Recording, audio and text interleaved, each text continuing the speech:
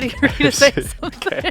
Hey, what's up? Welcome. You looked so ready to say that was something. it. That's On a podcast, you just start by thumbs upping, I which know. doesn't work because I know. people are listening and not watching. Someone's driving in their car right now and they're like, "What is this? What is this silence? What is this? Welcome to all this noise."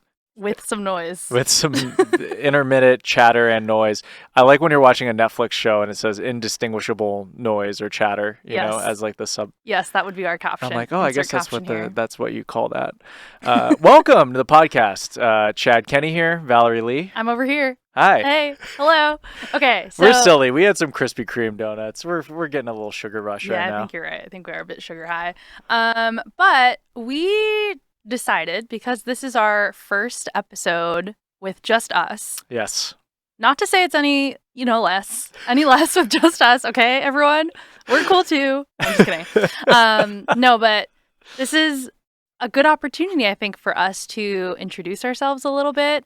I think a lot of people listening obviously have some inklings of who we are or what we might have done or been involved with. Mm-hmm. But it's always helpful because I feel like both of us have had long-ish careers in music, both as fans and professionals in one way or another. Right. And yeah, so I guess, Chad. Oh. Tell us, okay, what is your elevator pitch of your life? Elevator pitch of my life. Let's no see. pressure. Well, I think it started all the way back in the second grade when Mrs. Jacobson asked me. No. Well, Los Angeles native. You know, Rare. Yeah, rare. Yeah. Yeah. From Los Angeles, I love music. Electronic music in particular has been my calling for 15 plus years now, primarily as a DJ. DJ Gojira was my name. Right. But I went to UCLA, saw Daft Punk when I was 18, as you probably heard on the Glenn episode, and the rest was history. I decided that's what I want to do for the rest of my life, throwing parties and running a record label, and did management, graphic design, did all these kinds of things while I was in college and getting out of it, try to break in. In 2012, though, I started working with the Brownies and Lemonade guys, started throwing parties in LA, and that has taken me to these amazing places. Ended up working at Fool's Gold and Warner Records as an A&R. Became known, I guess, as like a tastemaker. Yeah. If that means something. Yeah. No, I feel like there's a lot in there that people don't know, because I feel like a lot of folks know the Brownies crew, of course. You know, there's not that many of you, so I feel like it's easy to figure out who's who. Yeah. But I don't think a lot of people know who does what in the Brownies team necessarily. Right, so, right. Yeah, I mean, that's always kind of interesting, too, because we wanted the brand to kind of speak for itself. And I do think that it's really important to have individuals who, like, kind of are ambassadors or embody the brand. But, you know, I've been the creative director for a little while now, and just, you know, I put together, like, the direction of the look of things with my partners and book the shows, and then obviously front and center up here sometimes. Which you've been doing more of. Been doing more of. And, you know, Valerie worked at Twitch. Yes. We'll get to her. We'll get to me in a second. Don't talk about me yet. That's the first time we started working together during the Panini when we were working on live streams during lockdown. Yeah. And that was super fun. And that's kind of where we cut our teeth on doing content stuff, and then that led to doing stuff like this. Yeah. So, yeah, and Val went to USC, so she obviously is inferior. I knew that was coming. Ouch. I'm sorry. Yeah, no, but I will say, before I talk more about myself, I will say I think it's really cool because I come from a media background, which I'll talk about more in a second, but I think media has changed so much over the past 5-10 years. And it feels like now, especially in like the music space, and then if you really whittle it down to like the dance music space, there's not a ton of media outlets or voices really left. So I think it feels like people really enjoy when they've already built a trusted relationship with a curator like a Brownies, and then that curator realizes that they can also speak back to people. And so it's cool that, you know, the team has been doing more content stuff, like our little podcast as well. Hey, and we needed you. This would not have been I don't think it has the same kind of spice and that and I don't know. It feels a lot fuller with you involved in it, Aw, because thanks. because I think that our reach only goes so far, or there's only a certain perspective that we have, Mm. and I think you have a really wonderful voice and sort of story and your own relationships that you bring to this podcast. So Why, thank you. yeah, Well, I guess that's a good lead in for me to tell people out there more about myself. I've already mentioned I come from a media background, but I should actually say that I come from a humble blogging beginning, like many of us do. I am not from LA, but I'm from California. I'm from Northern California. And I kind of made my way down to LA. I started going to school in the Bay Area, and then I came down to LA at USC. Don't be a hater. But University of Spoiled Children. I'm just no, kidding. you're definitely not I'm wrong. You're 100% not wrong. But I will say that I got a really good taste of music, even loving music before I even thought about working in music. Mhm. Because if anyone knows anything about the Bay Area, there's like such a unique music scene there, not only on the dance music side, but Bay Area hip hop, so much like legacy and lore on that side of things, which I was definitely into. And then when I started going to school there, we would go to like forest raves and it was dubstep. And, Porter Robinson was coming up and he was playing like the tiny little club in Santa Cruz. Nice. Shout out if you know what Motive is. Yeah. Terrible Shout club. out. Just Yeah. kidding. It's great. But yeah, so that's like how I started getting into music because it was so interesting, Yeah, and it yeah. really attracted weirdos of all sorts, shapes and sizes, and I really like that. And then I came down to LA and I've always been a writer, have loved writing all my life. So it felt natural to start just writing about the music that I was discovering. And then also LA's music scene is amazing. And I Mhm. started going to shows that were bigger scale, bigger sizes. And I honestly started writing a lot about cultural things that I was noticing. Like, I remember I talked about the insomniac versus hard conversation, like before it is what it is today. Right. And that kind of got me interested in like the inner workings of music and like the way that it affects culture and young people and all that kind of stuff. So I became a blogger at Dancing Astronaut. Many Nice. people Shout will out know. DA. We love DA, still going strong. And did that through college. And then I graduated and had no idea what I was going to do. And I ended up falling into this path. I started working for International Music Summit, which is a music conference focusing on dance electronic, based in Ibiza. And they were actually starting a conference in China the year that I joined. So I helped them do that. Nice. And went kind of all the way around the world, which was a really great learning experience. And then that led me to a role at Mixmag at the LA office and helping them start their kind of North American voice Mhm. for a brand that is very well known but very heavily European based. And you did a lot of great things for the community there, I think. Thank you. Yeah. We definitely, if anyone knows about the Mixmag Lab era, Oh, everyone yeah. talks about it so fondly. Yeah. And all I remember is being a slave to the Mixmag Lab every week. And it was great. It was so fun. It was truly one of the best eras I think LA has had Right. for music, at least our space in music. So did that, and that ended up kind of leading me to, I was a host for Coachella's live stream for a couple years, Totally. which was really fun. A lot of people probably seen you from Yeah, if I there. look like slightly familiar and you're like, maybe I've seen It's you. not Peggy Goo. I'm not Becky Goo, but maybe it's because you've watched that. And then I kind of stepped into music tech. We worked together at Twitch. I was there working on the music team during COVID, which was very interesting. Mhm. And now I work at a different corporation, which I won't name. Okay, cool. Just Well, for now. You'll well, have to find out you'll if have you want to know. Let's get some suggestions in the chat on like where you think that she Yeah. Where do I work? Why did You'll I just say never know. chat? Like this is not Twitch. Because you think you're on Twitch. But yeah, so that's can we who get I am. Pog in the chat right now for Val?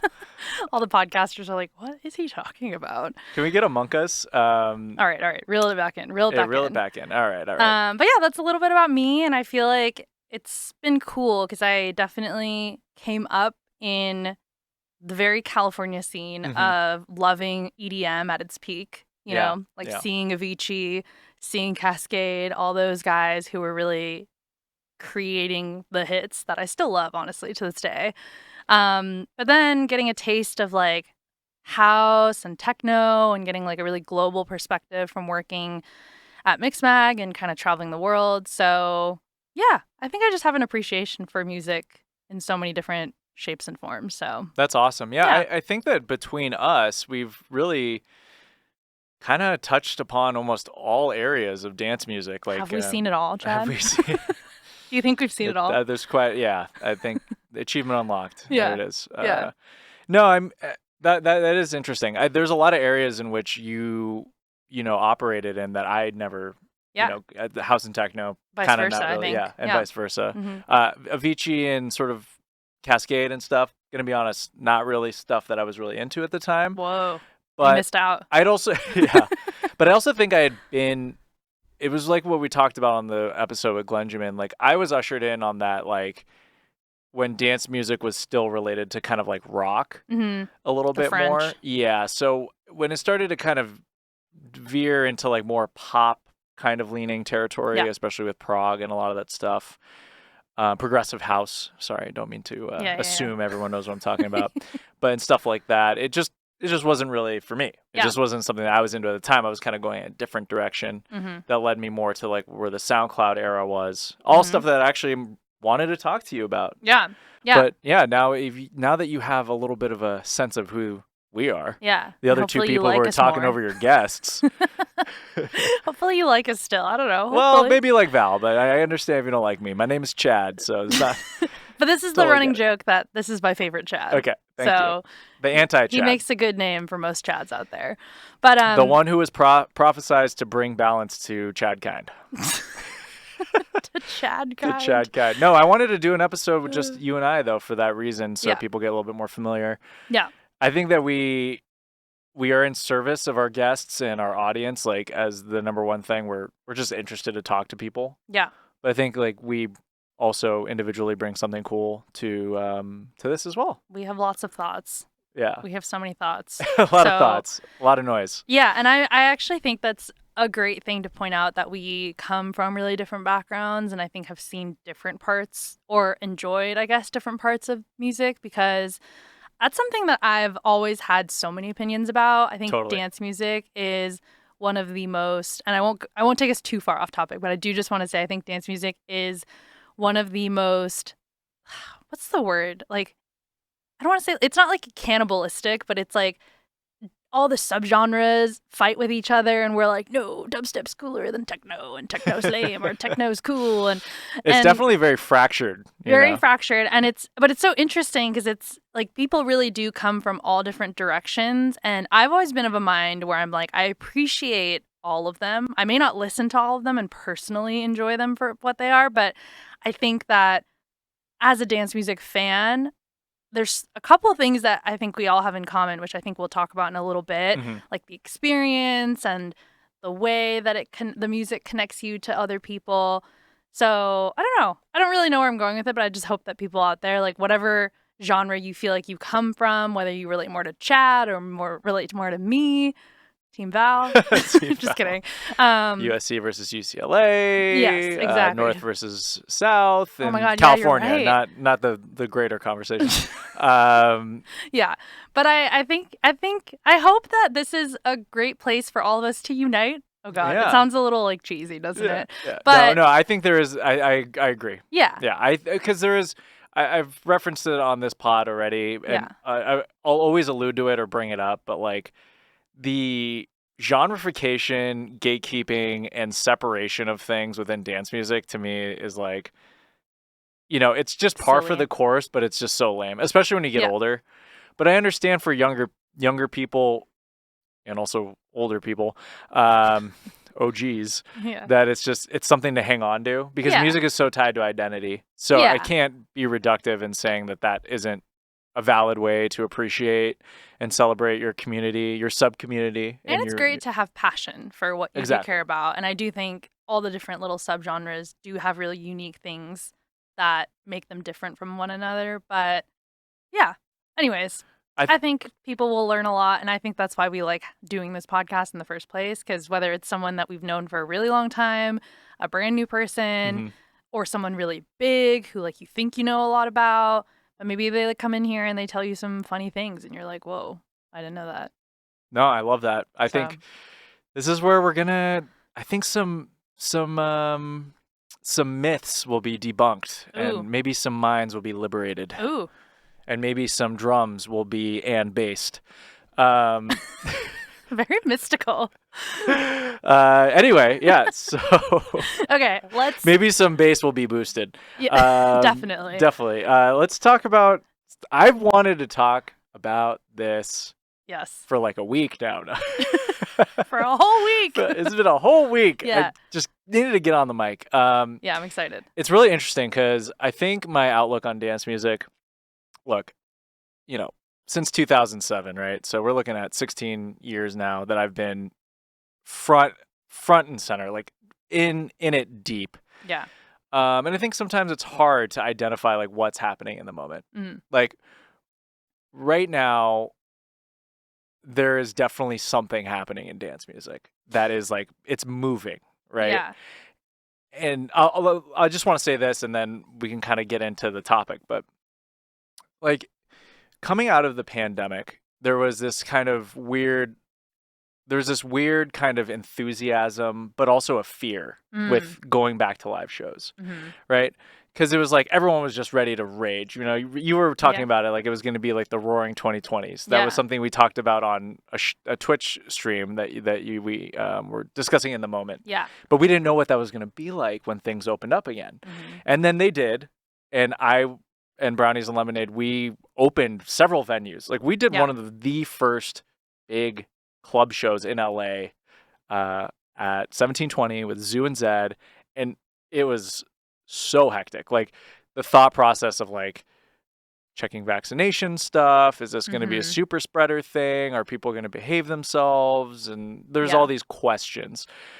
But what I'm getting at is that like there was this long, I feel like, process coming out of the pandemic where it really felt like dance music was just not in a great place, and I'll personally say that. I know. don't know. I actually, I mean, I want you almost to even, because I feel like this conversation is so interesting. Because I remember when you brought this up to me, you were talking about it on such a personal level. Like you felt, and I don't think you were alone in this, but you felt so uninspired or jaded about what the music scene was like, which is interesting, right? Because it's like, I think taking all of us back to that time that you were just describing, like it feels like it would be a really exciting time, right? Like being back out there, coming back after you're trapped inside for like a year and a half or however long it was.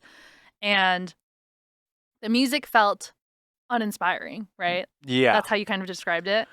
Yeah, in a way, and like I feel like there was it was more of like an obligation than something that people were compelled by.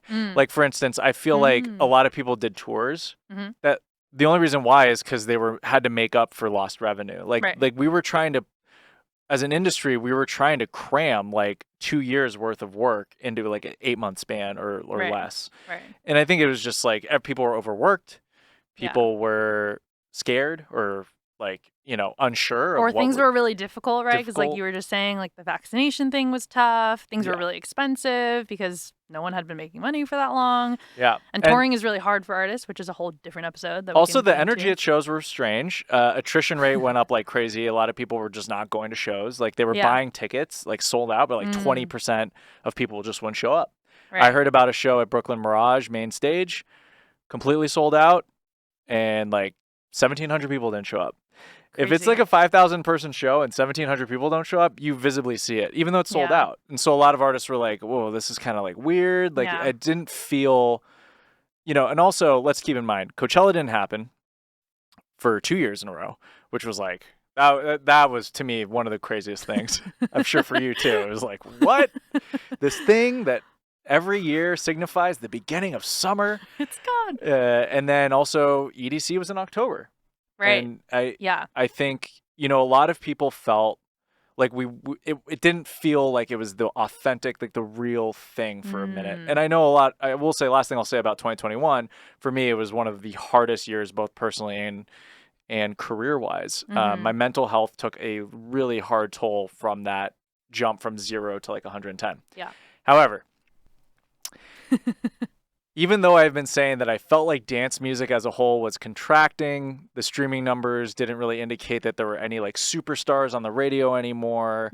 It felt like people didn't really care about like the artists as much as they did in its like heyday in the mid 2010s. Something has been changing, and I think it was like since, I'll say, Coachella or even EDC of 2022 until now. I like that those are your like markers of time. I think so. Chad says years in Coachella and EDCs. Coachella and EDCs, yeah, you got it. It didn't really hit me, I'll be honest, until, well, I first started to feel this way when I went to go see Skrillex at Red Rocks in April. Okay. And he did a 5-hour set. Yeah. And it was like all the hits, like everything he made, you know, Jack U, Scary Monsters Night Sprites, all the, you know, J Balwin, Kendrick remix, all of it. It was just phenomenal. It was like one of the greatest moments of my career of just like just being there and getting to be with him afterwards. Yeah. And then just, I don't know, just like this last couple weeks, I just realized I think that we're entering a renaissance of dance music. Yeah. And I think that that's where I'm at. I just watched this stuff of Fred again at Glastonbury, and I was just like so blown away. I was like, I think we're like, it's just like, there's something going on right now. And I would love to hear your take on that, because also I know that you were at this Fred again Skrillex Fortet set at Coachella. I was in there in person. I watched the live stream. But that also kind of felt like there was something. Like the way that people were talking about stuff is just different. Yeah. Well, I mean, I think there's a lot to unpack in what you just said, because I feel like what I think is also interesting is that when you were walking through your experience and, you know, coming back, it makes sense that a lot of your focus is on the live show part because, you know, Brownies is out there throwing shows. But I think that it was also a really interesting time to be just a fan of music who hadn't even been out there attending shows yet, or maybe you lived somewhere where the shows weren't happening quite as often.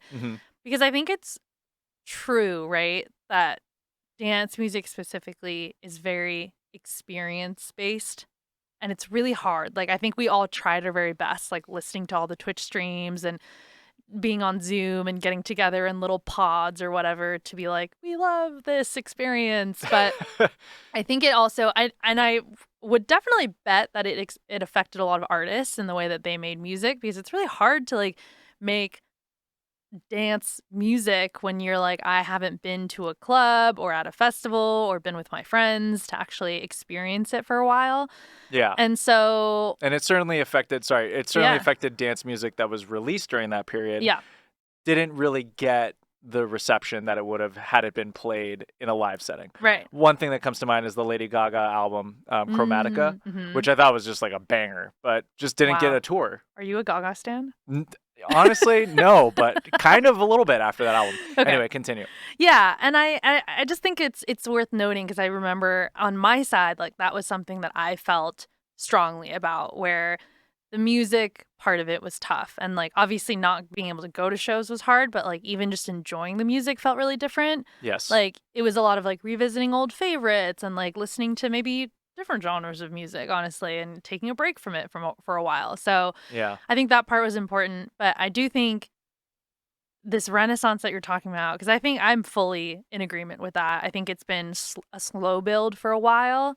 And I think we can't not talk about Fred again in that whole conversation, because I feel like honestly, you know, there's so much to be said about Fred again just as an artist, but I feel like he was a significant part of this renaissance that we're talking about, because it was like the perfect stepping stone for people, right? Yeah. Like his music is so very much about translating the emotions that we all felt in pandemic times into an experience, right? Yeah. And even like the visuals that he does, like it's very like it's all iPhone and like very like DIY, and that just like felt like relatable. I think like it would be hard to just come back and be like blasted in the face by like crazy lasers, and you're like, oh my god, I've been in my living room for like 2 years. Like, this is a lot. Totally. And it's not all just like unbridled joy and euphoria from his music. It's like there's a real sadness there. There's a lot, actually. I think like I think now, I mean, people have spent a lot of time with Fred Against Music, but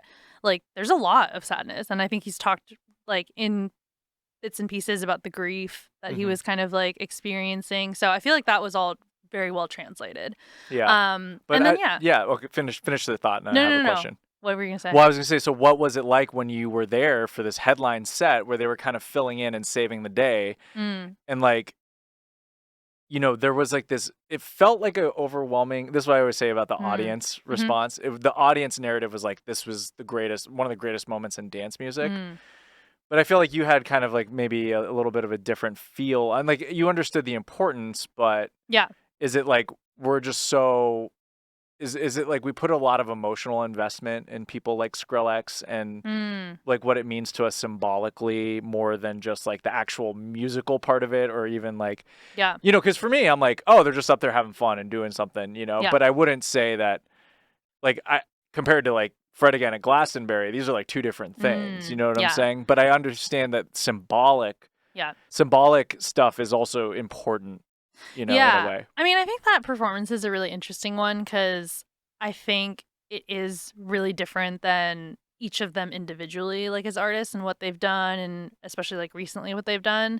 I feel like that was more of a moment of, I think maybe like almost in a way I want to be like, I think it was a bookend of this like weird transition time that we've been in. Yeah. Because I feel like what you were describing, we all felt that, right? Like shows were in different times of the year and people were acting differently and ticket buyers and fans were different. And also, not even to say, like, we didn't even talk about the fact that like there's a lot of people who were teenagers or young during the pandemic and then came out of the pandemic and were like, oh, I'm going to my very first shows ever. That's a whole experience of itself. Several people at our first show back ordered a margarita at a club. They never ordered a drink before, so like, I'll have a margarita. Wow, at least it's not a vodka Red Bull, I feel like that's like the go. Oh, maybe you're like drinking that when you're like underage, like I just like, Jose's smiling. It's just like, dude, it tell me. I remember my first drink, but I want you to finish your thought on this because I have a lot of I have hard data. I see you have notes. I have a lot of. I came prepared. I got hard data, and then I have like subjective thoughts. But incredible. Give me like that feeling of like what you thought about that experience being there at the Coachella set. I mean, I have a lot of feelings about that set. I think it was really monumental in many ways, and also in other ways, it was overblown for what it was. And we can talk about that at a different time. I love all the artists. I will say that. I think all of the artists individually are fantastic, and together they're very exciting. But I will say that back to the thought that I was having of like, I do feel like it was a bookend in many ways of like this transitionary period that we were feeling. And I talked a lot about this, about how it was so one of a kind for Coachella and for festivals in general, right? It was like, this had never happened before where an original headliner is announced. It didn't go so well the first weekend, and then they actually have to figure out what can be the save, right, for something that's as high stakes and high profile as like a Coachella headliner set. Totally. And I do love that it's so inherently just the spirit of dance music, like no subgenres considered. Like, I think something, again, we talked about this a lot with Glenn, is that dance music is inherently punk, rebellious, a little like, DIY. Off the beaten path, a little DIY for sure. So the fact that it was one, like a dance music act that came in and saved the day, not only was brought in to save the day, but successfully saved the day. Also, the reason why I also mentioned last year being maybe a starting point is because Swedish House Mafia, same thing. They had to save the day again with the weekend. Right. But which was an interesting performance. Right. But I do like what you're saying with the bookend. It felt like, or even the start of something new, like this new era, right? Yeah, exactly. And I think, again, going back to the idea that dance music is so inherently tied to the experience of dance music. Like, I think you can listen as a fan, like in your car or whatever, but like you really become a dance music fan when you go to your first shows and you like experience player culture, or you're like in a deep, dark, sweaty club and you're like, whoa, this is crazy. Like, that's where you really become a fan of dance music. And Yeah, and I think that performance is an interesting one because I think Coachella is so different than what it used to be at this point. Like, it's a bit silly in many ways where, there's all these famous people and influencers, all that stuff, but like there's all spectrums of people that either go to Coachella or look at Coachella, and for that to be a big highlight moment, I think is it's a big moment. It's a big moment for dance music. And I think you're right in that, like, yeah, it helps people realize that, like, you can do things a little differently. Yeah. Yeah, I Now. mean, no, it's so interesting because I saw so much fanfare, and I want to move on to talking about the To your hard data. these excellent numbers that I have cooked up here. But like the response I saw just between week 1 and week 2, night and day, right? People week 1, they're like, after that Frank set, I was at the Frank set. It was that we'll talk about that another time. I love that set. Fight See, me. This is a whole episode. But there was a feeling of like deflated feeling. Like a lot of people said, like no one really like kind of stuck around on Monday, and like like the Sunday night vibes were like whack, going back to campground and stuff, and going home. Yeah. And that the set from Pangborn House Mafia, as they refer to themselves, like there was just like a buzz. Like people went back to the campgrounds and they were stoked, and then the next day they were like, bro, were you there? It was so awesome.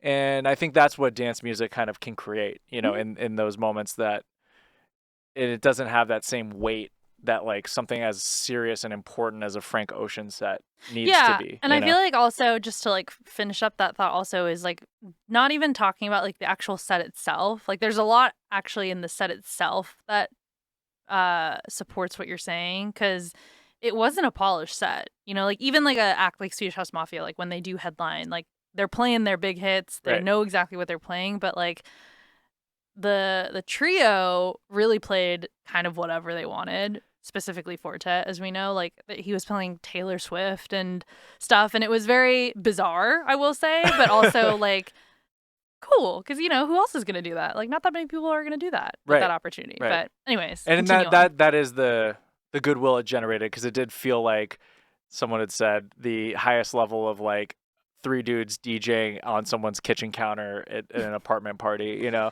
But I understand like the merit to that.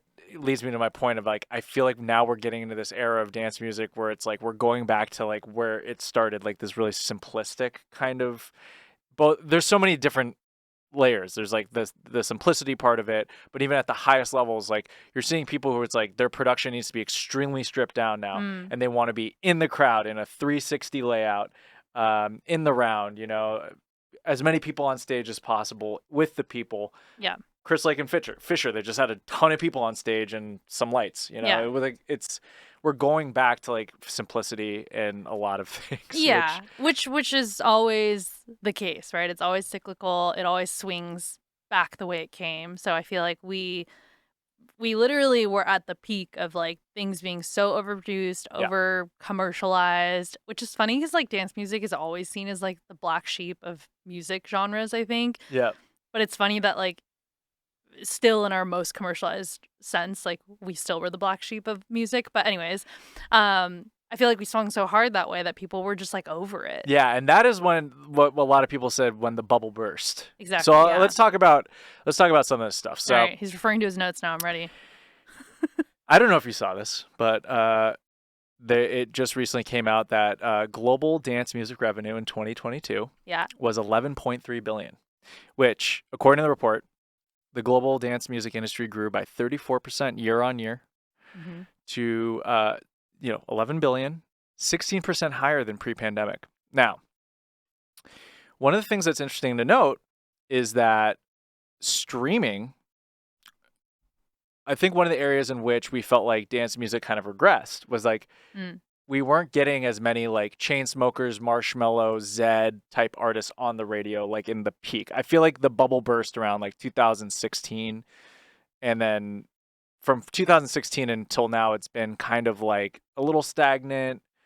We haven't had like covers. Yeah, a lot of exactly. But we haven't had electronic music stars as in the forefront of the culture or on the radio. Yeah, it's been a lot of rap, like trap rap and Atlanta based rap and a lot of, pop and a lot of stuff was really more front and center. Yeah. Now, we've seen that streaming numbers for dance music has actually gone up considerably. So in quarter 3 of 2022, streaming for dance music increased by 7.4% year on year so far, and ahead of the overall streaming market growth rate of 6.4%. And a lot of that is because Drake, The Weeknd, and Beyonce released dance music records last year. Yeah, for sure. But also it was indicative of the change in perception of culture, which is like we're going back to like, the Weeknd's version of music was like very like, it's like very like arpeggiated, like Giorgio Moroder kind of stuff. And Beyonce's record, also called Renaissance, was a lot of disco, a lot of that kind of inspired. And then, Drake just made kind of a house record that kind of spoke to the kind of the emerging sounds of, I'm a piano and house. Yeah. Yeah.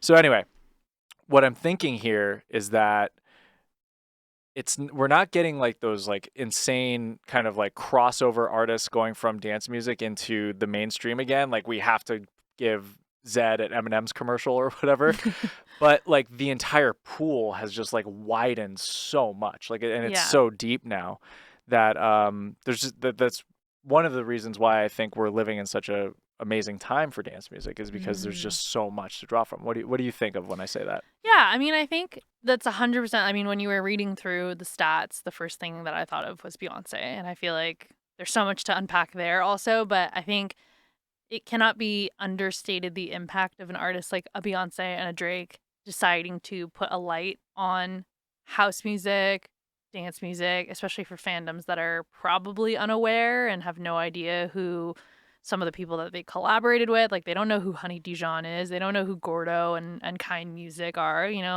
So if they're checking them out via Drake or Beyonce, it is for sure opening the pool quite a bit. And I would like to think that it means that, those artists have such influence on fans and other artists as well that, like, it's an overall win for dance music, I'll say. And I think it's another interesting trend now because I feel like within dance music, what I feel like is happening is actually, even though I know we spent some time in the beginning of this episode talking about how the subgenres like to fight with each other and be like, we're better, you're lame, or whatever, I actually think it's becoming, and I think the younger generation has a lot to do with this, where it's less of that now within dance music because, we see artists that were maybe making a certain kind of music before, now they're exploring kind of like house and techno flavors and vice versa. And like Gordo's like an artist who is now making house when he used to make like trap and like. Well, he was one of, I think, I'm not going to say anything sort of about Gordo / Carnage. Yeah. Nothing negative, but I think that when Carnage was at his height, like, I used to watch the Carnage Shreds Ultra video with him and like Dubs up there, like, it had hidden this like this caricature of like DJs as being like the most silly, corny guys. And the way he's rebranded, the way people have kind of repositioned themselves is really speaks to the way that dance music is actually accepted now and perceived. One of the things I think is important is that back to the notes. When the bubble burst. We Are Your Friends in 2015. The movie was Zac Efron. And, oh, God. I think that was like a critical point of like, this is lame. Like, DJ culture is lame. Yeah. Like, trying to like, trying to make it seem like, I don't know. I feel like there was an attempt to legitimize dance music as comparable to other genres like rap and like other stuff and having that like seriousness and like putting people like Zed and Avicii in like mainstream commercials and stuff. And it was like when Ninja was like on billboards for streamers, it's like some people get it, but like most people are like, who is this guy with the blue hair, And I think that it was the same for the DJs where it's like, I think we kind of realized like, that's just not what they're best at. Yeah. And now I think that people just get what I realize is like when you go to like a basketball game and you hear like Gangnam Style and like Hardwell and Martin Garrix and Avicii Levels, you just hear those songs over and over again. All these children grew up with that music. Yeah. So they don't even have to think about it as EDM. That's like that's just a childhood song they remember. Yeah. So I don't think we need to have this division anymore of what dance music is. I mean, is that something that you would agree or disagree with? I mean, yeah, I think that's an interesting point because I think that we for it's interesting in like America, it's so different than the rest of the world. Like Europe has always been like that. Like Totally. kids like grow up with dance music and that just like is equivalent to pop music or hip hop music here. I think I think I need to make sure that I know that the global dance music revenue went up, and that's really important. A lot of what I'm speaking from and what we're talking about, I think, is in North America because that's what we know. So I just want to make that clear. Like I can't speak on what's happening in the UK or other areas with the same, Yeah, because I think that exactly what I was gonna say is I remember this must have been like 2014 or something when I was in Amsterdam and I went to this like arena show of Armin van Buuren and I was surprised to see that a lot of the crowd was like in their 40s, 50s, like older, like almost as if it was like a, you know, like a rock crowd here in America, you know? And I was like, "Oh, they like grew up with this. Like this is like what they grew up listening to." So, yeah, I mean, it's nice actually to think about it that way where you're like, "Oh, kids just like grew up with that and that's like their pop music and yeah, I don't know. That is an interesting point. Yeah, I mean, I see it a lot just because I work with a lot of young artists. Like ISOXO is one example. The reason why he got into DJing is when he was 13 years old, about 10 years ago. He saw a video of Skrillex and he said, "I want to do what he does," and that started his whole life into where it is now. And 9 years later, he ended up playing back to back with Skrillex. And it's amazing that. That was I didn't have any, DJ culture was not along that far for me at his age to think that at all. I'd be like, I want to be Paul Oakenfold. People would be like, what? Who's that? But it's interesting because I think that the reason why the bubble burst is people were trying to push the Chainsmokers or people like this onto the same level as traditional musicians. And I think a good example is at the Grammys. I forgot what year it was, but how they like to do those crossover sets? Yes, yeah. They did one with deadmau5 and the Foo Fighters, and it was at the height of trying to legitimize DJing and music. Okay, this is great because when you were talking about earlier, you were talking about We Are Your Friends, and in my head I was like, wait, what is the peak lameness of dance music? Oh, there's and I want to know because I have a very clear. I read a Pitchfork article and they had they ranked them. No, they this was written in 2016. They said the bubble burst then, and they were listing all the lowlights of EDM. Okay. They said Mike Posner's took a pill and Ibiza or whatever is the ultimate nail in the coffin. Interesting. Although it's a slapper though. It is a slapper, but wait. So what do you think? Well, test. What was the lamest thing? What is, in your opinion, peak lameness? I know I'm distracting from your I want to hear hard fact. Okay, the first thing that came to mind was the KFC DJ at Ultra Music. At Ultra, yeah. Yeah, that is peak lameness. That's a pretty good one, honestly. That was bad, yeah. That was. I actually think We Are Your Friends was pretty close, but slightly enjoyable. Also, the KFC. Jose, remember that? The KFC guy at Ultra. Yeah, how could you forget? It was a terrible ad, obviously, but they let him perform. Okay, thoughts? Yeah, that was pretty bad. Yeah. And that was actually pretty recent, though. That was right before the pandemic. Oh, see, that's bad. Recent. See, so we did need this renaissance because that's where we were at pre-pandemic. No, we were KFC DJ. I mean, this deadmau5 playing with Foo Fighters was bad. Yeah, and then they cut to Dave Grohl when deadmau5 came on, and then Dave Grohl's standing side stage, just completely dying inside. And then later on, he accepted an award for best rock record, and he was like, "I know you guys are playing with your computers now and making those sounds, but music isn't perfect. It should be imperfect, and people are gonna come back to instruments because that's blah blah blah." And I was like, that was then what I'm saying is that people were trying to legitimize producing on a computer and DJing as on par with these traditional music, just completely different things, apples and pears, maybe they can have similar tastes a little bit. There's the time, but different categories altogether. So one thing that I thought was really interesting though is when I think 2015 was like a really important time, especially because that's when I think Jack U was like really culturally significant by tying in Justin Bieber, elevating his career, all the stuff that Skrillex did, reviving his career. Yeah, like taking it to a next level. Yeah. And then everything Skrillex Diplo did with Major Lazer, Lean On, I think was like a huge song that we always have to refer to. DJ Snake, all of these tastemakers, in addition to like the big pop guys. After that, it kind of transitioned more into like rap and pop, being at the forefront of the culture and being the coolest stuff that like young people were into. And that's when you saw a lot of DJs and producers pivot, where they're like, I don't want to make this dance music stuff anymore. It's lame. I want to do what Skrillex and Diplo did. I want to work with rappers. I want to work with pop stars. And it coincided with the proliferation of streaming on Spotify. A lot of people had a lot of ability to do DSP stuff, but it was different than SoundCloud. You needed to have like vocals. You had to have top line, chorus verse chorus structure. Like these were the things. Which I would argue has a lot to do with the nature of playlists. Because I think playlisting also has a huge effect on the trend of music because people started making songs that were playlistable rather than like club bangers or stuff that goes off on stage. Good at. They were making things they weren't good at. You know? And arguably now the add-on to that in more modern times is like the TikTokification of music and how people have to make music that is TikTokable and has like a little snazzy line that people can connect to and whatnot. Okay, so I'm glad you said that. So, so the first thing was that revenue's increasing, right? Yeah. And then, the second thing is that I think TikTok and SoundCloud are serving a really important purpose right now for young people. We're seeing a lot of synergy between SoundCloud and TikTok in terms of like the purpose that SoundCloud did serve for a particular generation, I think during a previous high point.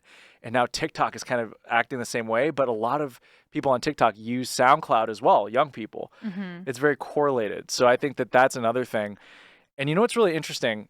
Going back to what we were saying about like people trying to legitimize thing, I think that like people have now realized like, no, I'm just going to make fucking bangers. I'm just going to make pop records, and like I'm just going to make like fun stuff, because when Calvin Harris played Coachella, he just played like an EDM like Avengers set. It's just like all of it came back together, and I think a lot of people were like, "Oh wow, we're back!" Like we've I mean, I was gonna say, I think it makes sense that basically where the pandemic started, we were deep in this playlisting controlled narrative.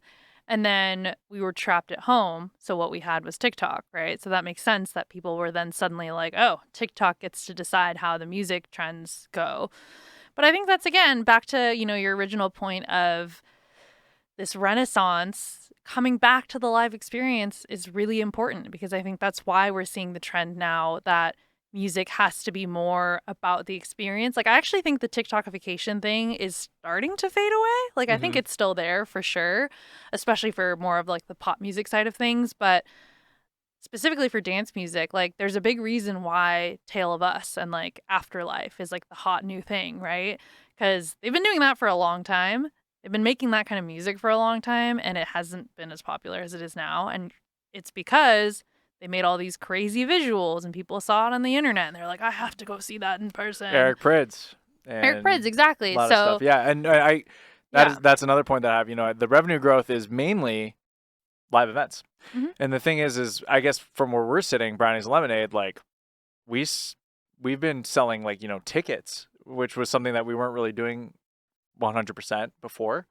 And, most of our events have sold out. I mean, almost like there's just an appetite for going out and going to experiences, even if maybe people can't name the most popular DJs right now that are coming up. Maybe there are not as many new rising artists, but in general, there's more open-mindedness to like discovery and going out and checking out things. I don't think it requires the level of investment that it did prior, and I don't think that there's anything wrong with that. I think that as long as there's people who are curious and interested in going out, then you're in a good place. Yeah, and I actually think that like, I think for us as folks who are now, a second generation or whatever you want to call us, as far as like, we're not the young kids that are like just starting to go to shows now. Yeah. I feel like there is a really strong appetite for those kids who are and also not only a strong appetite, but like they're really open to new types of music or experimental music or whatnot. So yeah, so I think it's an interesting place, right? Because it's like it's hard to be an emerging artist and like have a live show or go on tour and stuff like that. So there's a whole different can of worms we can open in a different episode about like the many different hats a new artist has to wear nowadays, where like you're not just making music, right? Like you have to like be a director of your videos that you're posting. You have to be a social media marketer and all that kind of stuff. That is a really interesting conversation, and there's someone in particular I want to bring on for that one. But going back to the tickets thing, you know, obviously Skrillex, Fred again, Fortet selling out MSG. I heard Black Coffee's show at MSG also performed extremely well. I don't know if it sold out. I didn't look at that. Fred again, 8 shrines sold out, 40,000 tickets. I mean, we're thinking about like impact here, you know. And they, you know, Daft Punk did one show at the Sports Arena, and I remember we were talking to someone who was working on that show from Golden Voice, and she was like, "Yeah, they just didn't really think that they wanted to do another night." You know, we didn't think about things that way, but now it's really interesting to see like this, like people want as many shows. They'll just keep going back and over and over and over again to have, you know, that experience extended. Yeah, and I mean, again, I actually think it's an interesting thing to bring up because I feel like that's actually, even though I've mentioned that I feel like, you know, this Coachella show felt like the bookend of like a transition time for music. Yeah. I actually think that that's an interesting example of like we're still playing catch up in a way, because like a Fred again is such an example of an artist that was unheard of pre-pandemic and is playing venues that like a normal artist that has been in existence for as long as he has would be playing like a shrine show, but because he's gotten so big in so little time, he's playing 8 shrine shows. Yeah. And that's actually happening to a couple artists. Like I feel like on the pop side, it's like you think of like an Olivia Rodrigo, right? She also was like a pandemic artist and was playing these tiny rooms, but could actually sell out an arena probably if she wanted to. If she put one on sale, I'm sure it would sell out. But oh, totally. But yeah, but I think it's a good reminder that we're still in this transitionary period. And I think it's cool. It's cool. Like I think the music industry needs a little shakeup more often than not. Like I think people who work in the music industry say that all the time. Yeah. So let this be our, you know, little shakeup and see what comes out of it. And I feel like the things that are coming out are actually really cool right now. You know, it's funny. The reason why I think I finally came around to this is I heard that John Summit song, Where You Are. Yeah. And I was just like, holy crap. Like, I think like this is like an all-time song. That's so funny because you know how you said you were like, I wasn't really into Avicii and Cascade.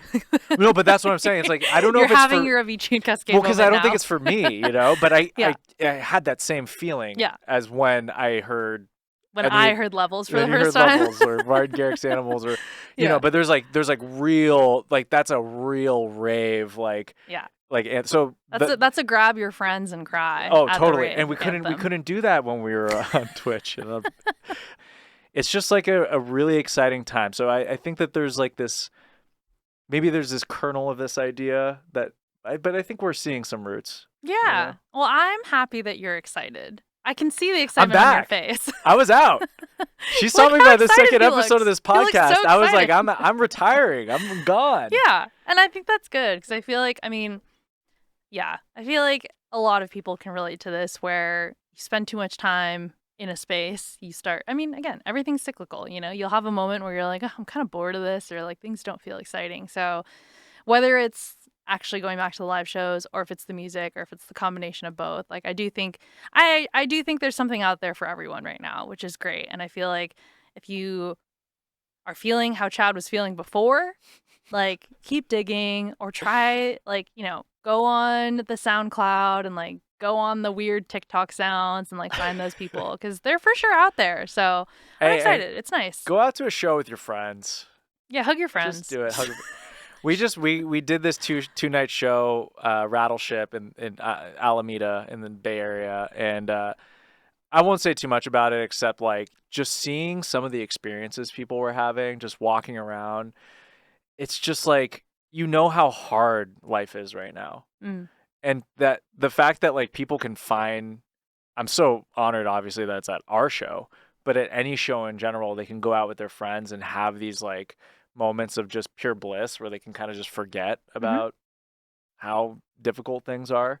And that was the Glastonbury thing too. You just see people in the crowd and you're like, this is like amazing. Like yeah, people for are sure. transforming right here. Like this is, they're ascending. Which has always been, I think, one of the best things about dance music. I feel like actually almost every one of our guests so far has mentioned some sort of like dance music is escapism, even as they're making it.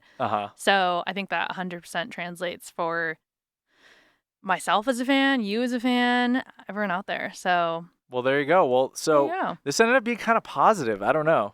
I think it was always meant to be positive. I feel like, I feel like the whole thing was positive, but I wanted to make a case for the good for the vibes. for the jaded out there. There's hope on the other side. Because you know, some salty ass dude is listening to this right now, and you know, I know it probably was you like a year ago. It's probably me. I'm gonna listen to this later and be like, man, this guy, it's too chipper. But yeah, it's exciting, and I'm really excited to bring on some guests right now, and kind of hear them, you know, agree or disagree with that take. Yeah. Because I'm seeing it from a perspective that is very, you know, and your perspective too. But I do think that if you are in dance music right now, there is like a palpable vibe. Yeah, I think we can end on the note that things feel exciting, and not only in the music but also in person. So I'm happy about that. Well, so come on out to a show eventually. Yeah, do that. We'll see you there. Thanks for tuning in to another episode of All This Noise. We'll talk to you soon. Wait, that camera.